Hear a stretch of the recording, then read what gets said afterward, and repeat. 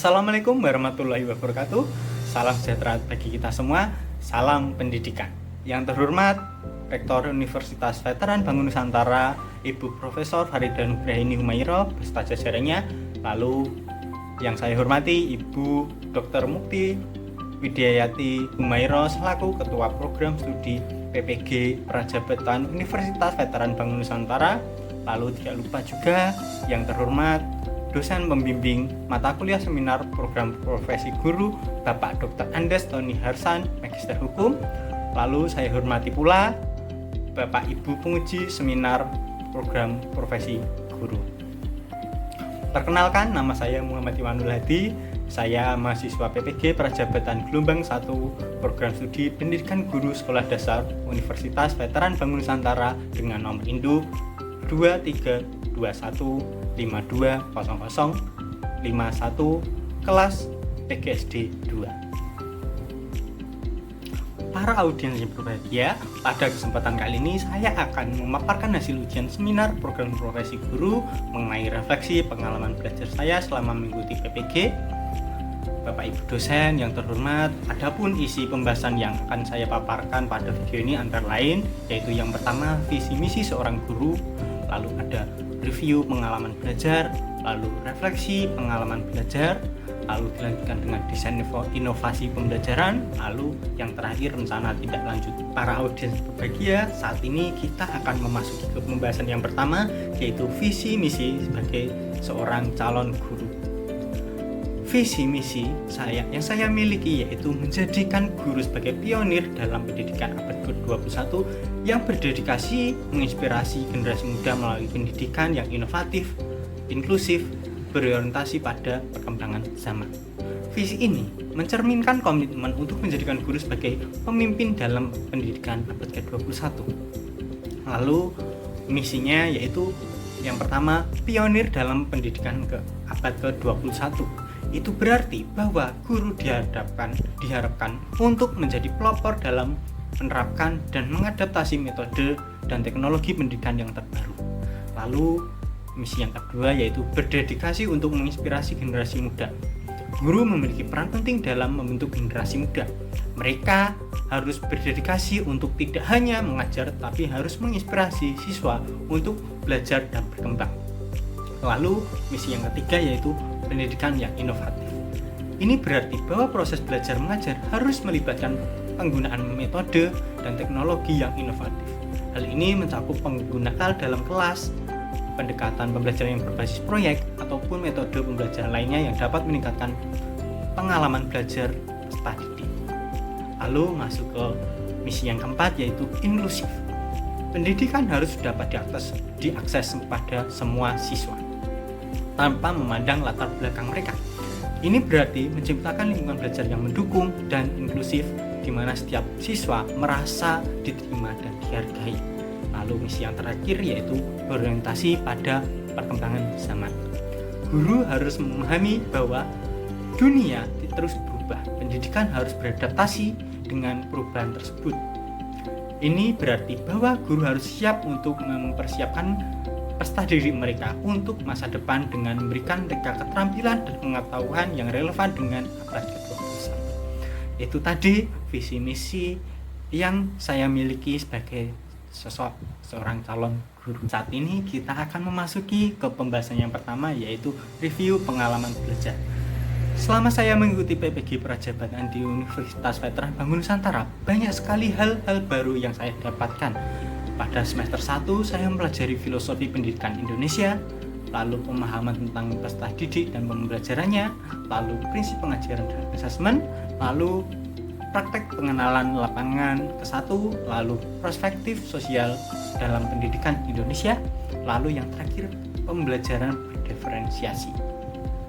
Lalu masuk ke semester yang kedua, saya mempelajari pembelajaran sosial emosional, prinsip pengajaran asesmen, lalu proyek kepemimpinan, lalu praktik pengenalan lapangan kedua, lalu seminar pendidikan profesi guru, lalu computational thinking, dan yang terakhir PKS atau pencegahan dan penanganan kekerasan seksual. Para audiens yang berbahagia, langsung saja kita masuk ke pembahasan yang ketiga yaitu refleksi pengalaman belajar. Banyak hal yang saya dapatkan dari berbagai pengalaman mata kuliah yang telah saya pelajari.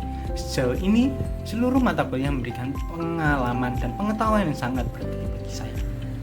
Berdasarkan berbagai refleksi dari setiap mata kuliah yang sudah saya lalui, terdapat satu mata kuliah yang sangat memberikan pengalaman pembelajaran yang paling bermakna bagi saya, yaitu mata kuliah praktik pengenalan lapangan kedua. Pada topik pembelajaran mata kuliah praktik pengalaman lapangan kedua, saya mempelajari 5 topik, yang dimana topik pertama yaitu orientasi PPL 2, lalu topik kedua observasi PPL 2, lalu topik yang ketiga pembelajaran terbimbing, lalu masuk ke topik yang keempat yaitu pembelajaran mandiri dan melaksanakan kegiatan mengajar, lalu masuk ke topik yang kelima yaitu diskusi refleksi hasil akhir PPL 2. Di topik yang pertama yaitu orientasi PPL 2, saya mempelajari berbagai proses orientasi sebelum kegiatan observasi di sekolah. Mahasiswa diperkenalkan dengan berbagai aspek terkait sekolah. Ini mencakup pengalaman, pemahaman tentang manajemen pendidikan, termasuk prosedur administratif, kebijakan sekolah, dan struktur organisasi yang relevan, serta budaya sekolah, termasuk nilai-nilai dan norma-norma yang dominan. Orientasi juga memberikan informasi tentang kegiatan ekstrakurikuler dan non-akademik di sekolah, seperti acara sosial atau kegiatan olahraga atau proyek-proyek kemanusiaan lainnya.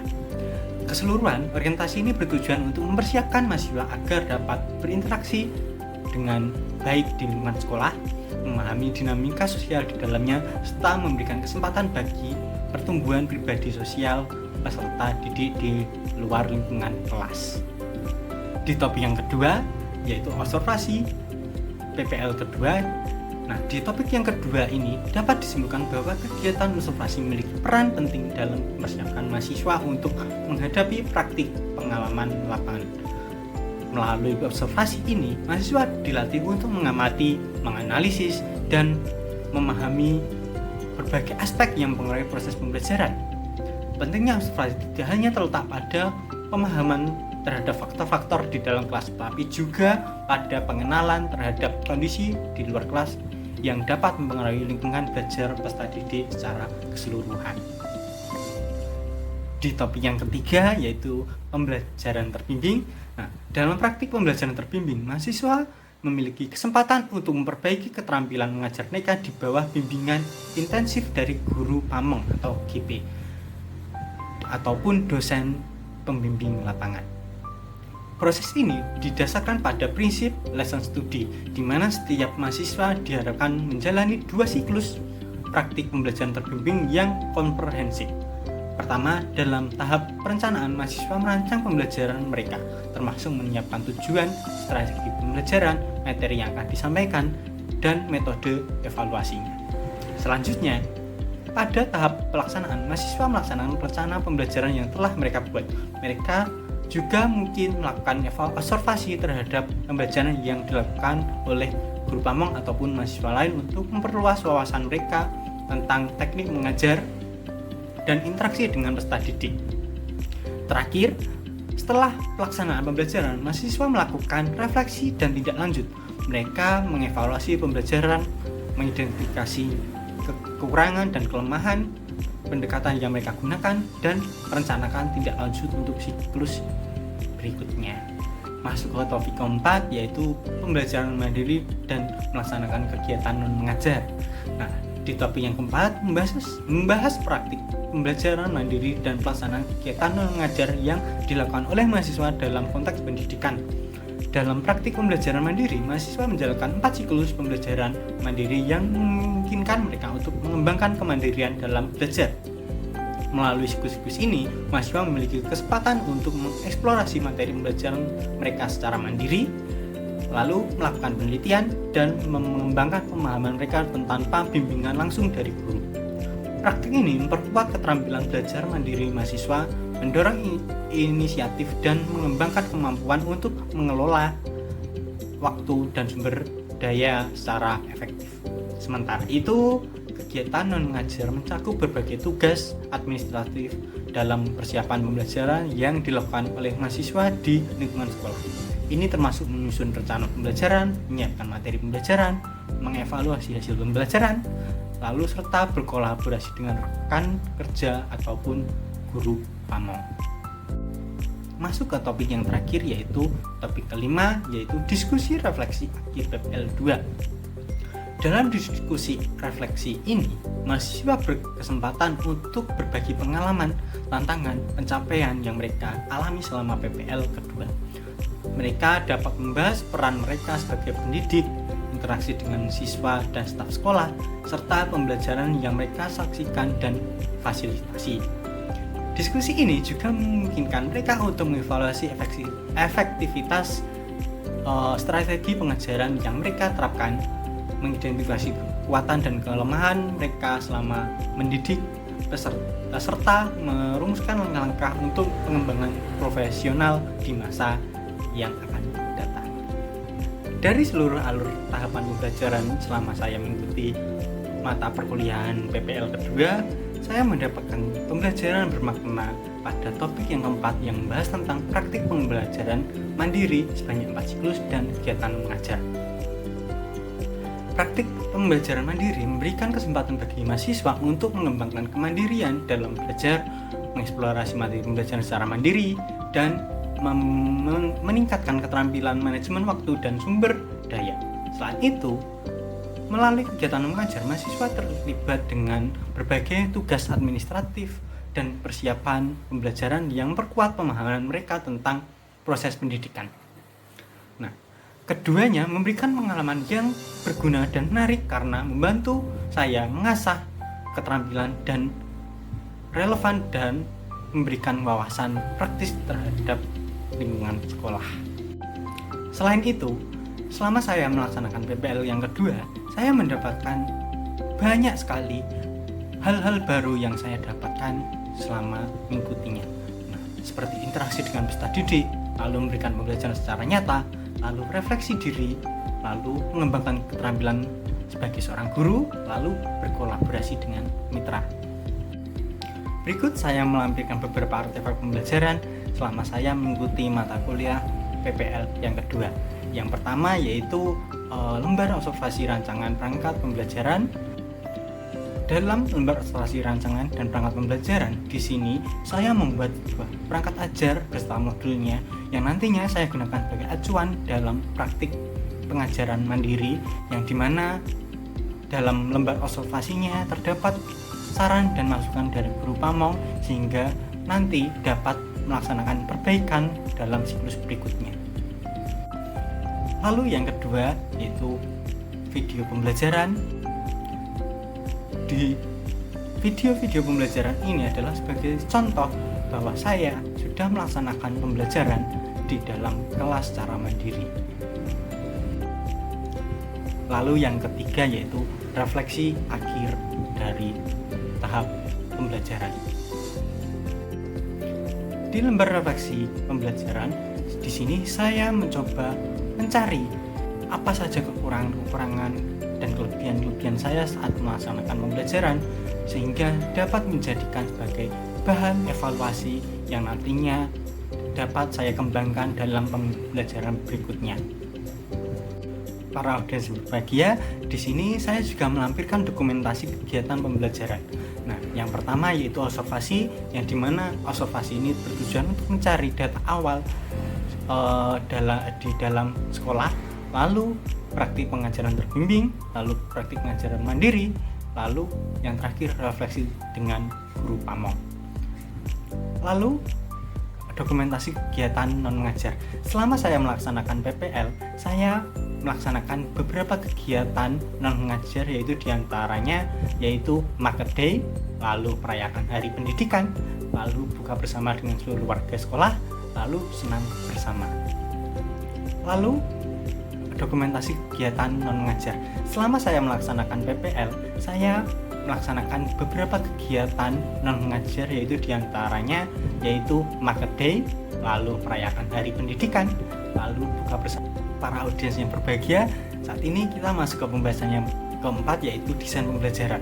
Nah, di sini saya membuat sebuah desain inovasi pembelajaran yang dimana desain ini didasari dari observasi saya selama melaksanakan PPL yang kedua, yaitu dimana saya mendapati bahwa masih terdapat beberapa guru yang dalam pembelajarannya masih kurang inovatif dan masih menggunakan metode ceramah sehingga peserta didik kurang aktif dalam mengikuti pembelajaran. Di sini saya mencoba menerapkan pembelajaran yang lebih inovatif, yaitu dengan menggunakan model pembelajaran role playing atau bermain peran di kelas 2 di SD Negeri 1 Polokarto, yang dimana pada materi berbagai jenis pekerjaan, submateri bagaimana cara kita mendapatkan uang, lalu elemen yaitu elemen keterampilan proses, lalu capaian pembelajaran, peserta didik mampu mengidentifikasi berbagai jenis pekerjaan dan kegiatannya.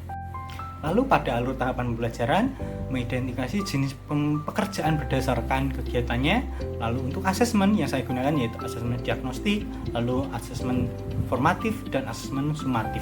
Nah, untuk asesmen diagnostik itu digunakan sebagai data awal kesiapan siswa dalam mengikuti pembelajaran. Lalu untuk asesmen formatif nantinya saya akan ambilkan dari LKPD. Lalu untuk asesmen sumatif sendiri untuk diambil dari lembar evaluasi. Untuk media pembelajaran saya gunakan yaitu PPT, LKPD, video pembelajaran, dan buku paket bahasa Indonesia. Berikut saya lampirkan link bahan ajar yang saya gunakan. Di dalam link ini memuat tentang modul ajar, bahan ajar, instrumen penilaian, lembar LKPD, lembar remediasi, lalu lembar evaluasi.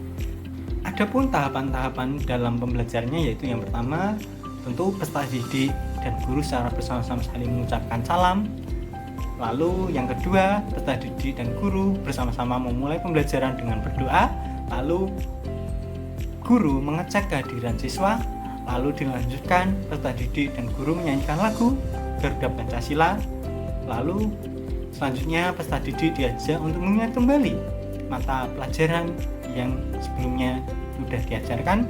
Lalu peserta didik menyimak penjelasan guru tentang tujuan pembelajaran yang akan dipelajari. Lalu guru memberikan pertanyaan pematik sebagai bentuk asesmen awal yang dimana nantinya berkaitan dengan materi yang akan diajarkan. Nah, pada kegiatan inti peserta didik diajak untuk mengamati sebuah video. Lalu setelah mengamati sebuah video tentang jenis pekerjaan, peserta didik dengan bimbingan guru diajak untuk menentukan berbagai macam jenis pekerjaan dan kegiatannya. Nah, setelah itu peserta didik diajak untuk mengemukakan jenis pekerjaan orang tuanya. Lalu selanjutnya peserta didik diajak untuk mengerjakan LKPD. Nah, sebelum mengerjakan LKPD, peserta didik dibagi menjadi beberapa kelompok. Lalu guru membagikan LKPD yang sudah disesuaikan dengan kemampuan setiap kelompoknya. Nah, dalam LKPD ini peserta didik diajak untuk memperagakan atau memerankan beberapa jenis pekerjaan yang sudah disediakan oleh guru.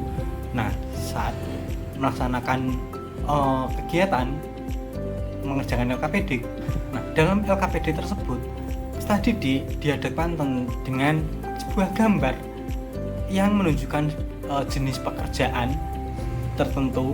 Dan nantinya dalam berkelompok peserta didik memerankan jenis pekerjaan tersebut sesuai dengan gambar yang sudah didapatkan. Setelah selesai mengerjakan LKPD, peserta didik diminta untuk maju ke depan secara berkelompok untuk memerankan apa yang sudah mereka dapatkan tentang jenis pekerjaan. Contohnya seperti sopir. Nah, di mana peserta didik diminta untuk memperagakan bagaimana itu sopir bekerja begitu. Setelah mempresentasikan hasil kerja mereka, peserta didik diajak untuk memberikan apresiasi terhadap hasil kerja masing-masing kelompok. Lalu pada kegiatan penutup, peserta didik diberikan penguatan materi oleh guru. Lalu peserta didik mengerjakan lembar evaluasi yang diberikan oleh guru. Lalu peserta didik melakukan refleksi kesimpulan melalui tanya jawab langsung tentang kegiatan pembelajaran yang telah dilaksanakan. Lalu peserta didik menyimak instruksi guru untuk pertemuan berikutnya, lalu peserta didik melakukan analisis kelebihan dan kekurangan dalam kegiatan pembelajaran, lalu yang terakhir peserta didik dan guru secara bersama-sama menutup pembelajaran dengan berdoa. Mungkin itu saja alur desain pembelajaran yang saya paparkan terkait desain inovasi pembelajaran. Lalu dilanjutkan dengan good practice. Nah, dalam praktek desain inovasi pembelajaran ini, saya mendapatkan praktik baik yang saya susun dalam pengalaman belajar saya mengenai desain inovasi pembelajaran.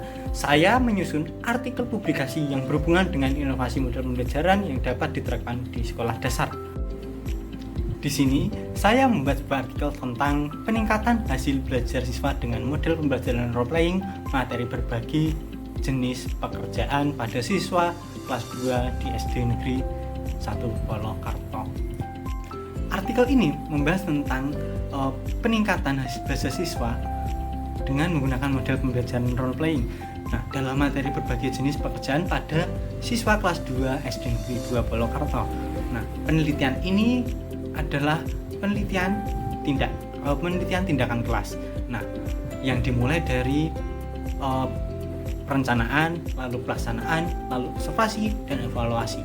Nah, subjek dalam penelitian ini terdiri dari 20 siswa kelas 2 di SD Negeri 1 Polokarto, yang dimana hasilnya saya mendapatkan bahwa pada siklus yang pertama menunjukkan adanya peningkatan sebesar 65%, lalu kemudian di siklus kedua yaitu mengalami peningkatan sebesar 95%.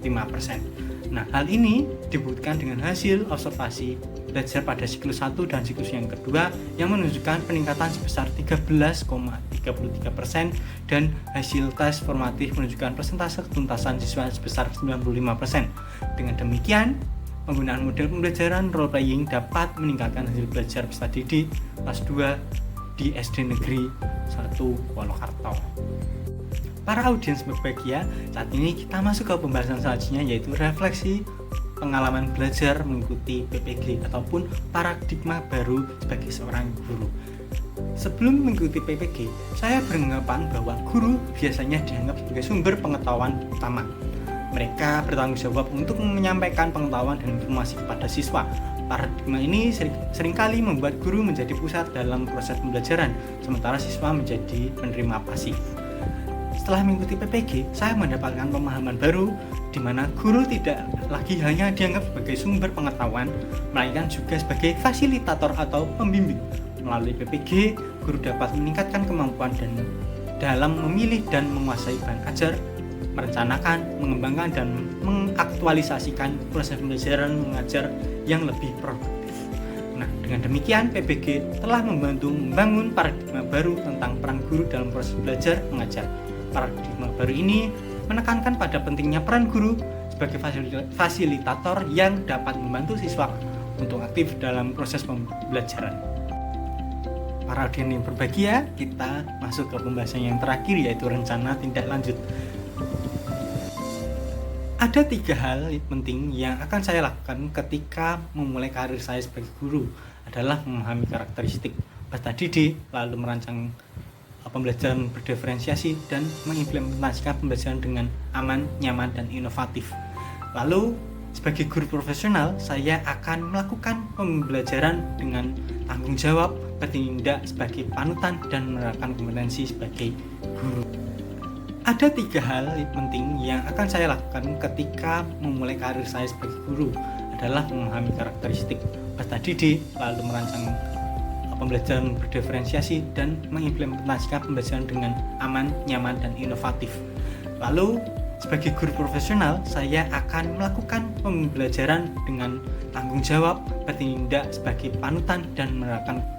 Para hadirin yang berbahagia, mungkin itu saja yang bisa saya sampaikan terkait video seminar pendidikan profesi guru. Semoga dalam video ini memberikan manfaat bagi kita semua. Sekian, terima kasih. Assalamualaikum warahmatullahi wabarakatuh.